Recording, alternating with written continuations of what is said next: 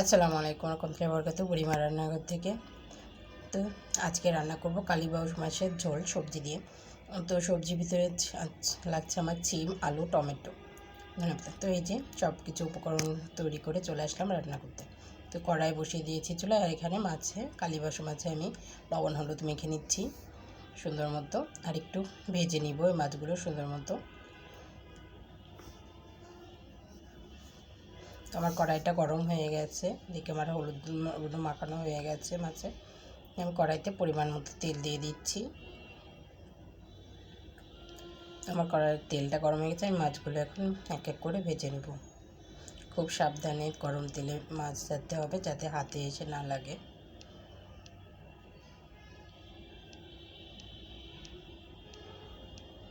আমার মাছের নিচের পিঠটা হয়ে গেছে, আমি উল্টিয়ে দিচ্ছি।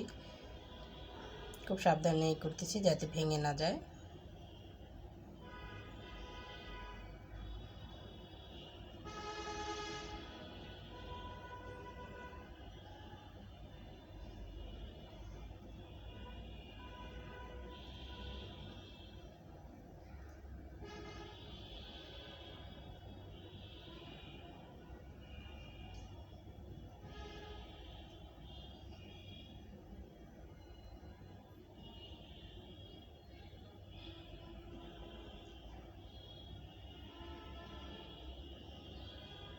তো এই আমার সব মাছ ভাজা হয়ে গেছে, আমি এক এক করে মাছগুলো সব তুলে নিচ্ছি। আর এই রান্নাতে আমার লাগছে আলু, টমেটো, বেগুন না, সিম, শীতকালীন সবজি দিয়ে রান্না করব। আর লাগছে ধনিয়া পাতা, মরিচ কুচি, কাঁচামরিচ চেরা, আর পেঁয়াজ, রসুন, আদা বাটা। আমি এই যে প্রথমেই আমার সব মাছ তুলে নিয়েছি তেল থেকে, ভাজা হয়ে গেছে। এখন আমি যে মরিচটা একটু ভেজে নিচ্ছি।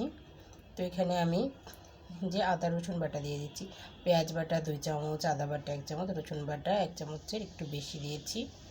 তো এটাকে আমি সুন্দর মতো এই যে তেলে ভেজে নেব, কাঁচা গন্ধ যতক্ষণ পর্যন্ত থাকে ততক্ষণ।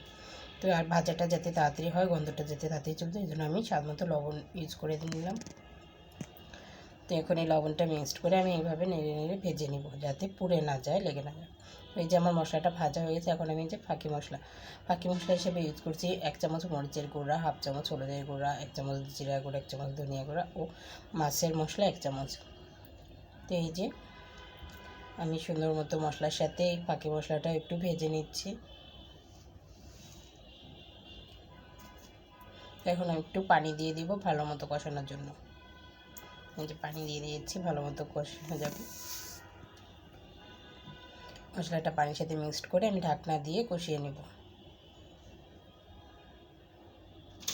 তো এই যে আমার মশলাটা কষানো হয়ে গেছে, দেখতে পাচ্ছেন। এখন আমি এর ভিতরে এই যে ধুয়ে রাখা সিম আলু দিয়ে দিচ্ছি।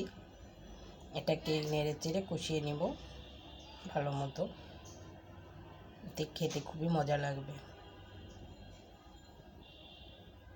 তো ভালো মতো কষানোর জন্য আমি ঢাকনা দিয়ে দিলাম। তো এই যে দেখুন অল্প একটু পানি বের হয়েছে আমার সবজি থেকে। তো আমি যেহেতু ভালো মতো কষিয়ে নেব, সেজন্য অল্প একটু পানি অ্যাড করব যাতে আমার আলুটা এবং সিমটা ভালো মতো কষানো যায়। এতে করে আমার মশলাটাও পুড়বে না আর কষানোটাও ভালো হবে।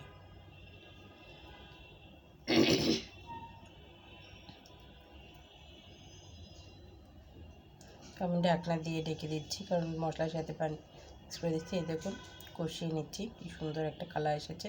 আমি একটু নেড়ে চেড়ে দিচ্ছি, দিয়ে আবারও ঢাকনা দিয়ে ঢেকে দিব।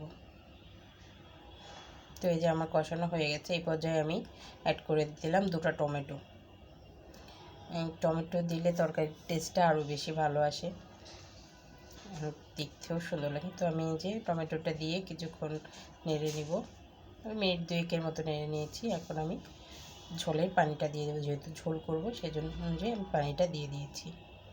তো আপনারা যে যেরকম খাবেন সেরকম রান্না করবেন। আর আমার রান্নাটা ভালো লাগলে অবশ্যই বাসায় ট্রাই করবে, আশা করি নিরাশ হবেন না, ভালো লাগবে খেতে। আর শীতকালীন এই সিম শীতকালে খেতে যতটা মজা, অন্য সিজনে খেতে ততটা মজা নেই, অথচ আমার কাছে, আপনাদের কাছে কেমন লাগবে জানি না। তো এই যে আমি একটু নেড়ে চেড়ে দিচ্ছি, অনেকক্ষণ ধরেই ফুটছে। এখন আমি ভেজে রাখা মাছগুলো দিয়ে দিব এক এক করে।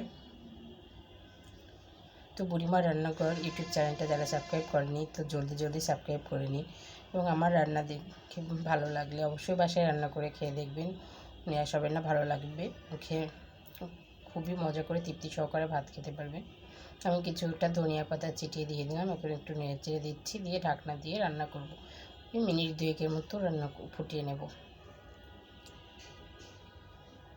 এই যে আমার তরকারিটা রান্না হয়ে গেছে, দেখুন কত সুন্দর দেখাচ্ছে, এত সুন্দর একটা কালার, এত সুন্দর একটা সেন্ট বেরোচ্ছে কি বলবো।